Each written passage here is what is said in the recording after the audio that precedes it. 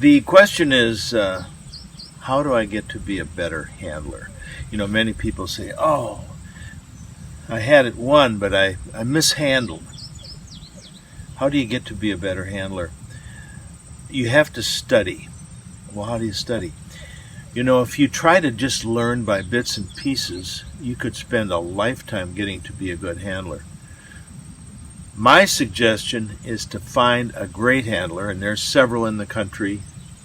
You can tell by who wins all the field trials, who wins the nationals. Those are the people that are the experts. And the idea is to watch every move they make.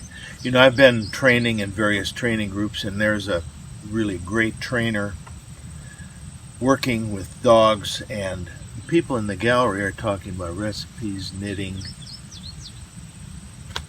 current events. And they are not studying what's happening. The way you learn is to study, because you may watch 5 or 6 dogs before there's one little thing you can learn. So, be quiet. So, it's important to watch every move. Don't just kind of gaze and say, oh, that's a great handler. Watch his feet, when the whistle comes, what hand signal is used under what circumstances, whether he's moving forward, back, where he's standing in relation to the dog. You look at all those things and you pick somebody and you study him. I was at a field trial a couple weekends ago, and I thought, well, why don't I take my own advice? So I went over to the Open and watched Danny Farmer handle a dog on a water blind, and it was really interesting because I watched every single maneuver that he made. One of the interesting things was the water blind, you'd go down some land, cross some water, up on a big point, back in the water, and then up on some land. So the dog Danny was running, went down, got in the water, had a couple handles, was about to get back in the water, tweet, Danny blew a whistle and cast him in.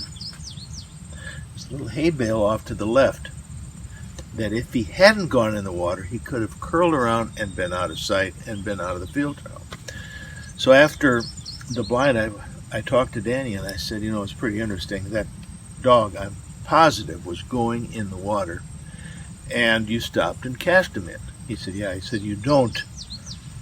It would have been pretty, but you don't win a field trial on that. You win a field trial on the marks, and to do the marks, you have to get through the water blind, so you don't take any chances.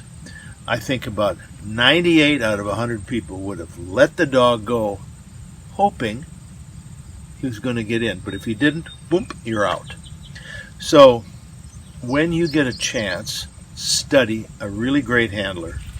Watch every move. Don't sit there and just gaze, oh, it's a beautiful handler. Watch that's enough.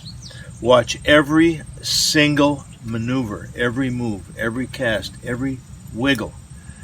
That's the way to get to be a better handler. Otherwise, you're going to get a tip from this guy, a tip from that guy, and it's going to take you a lifetime to get really good. So, in the meantime, have a great day.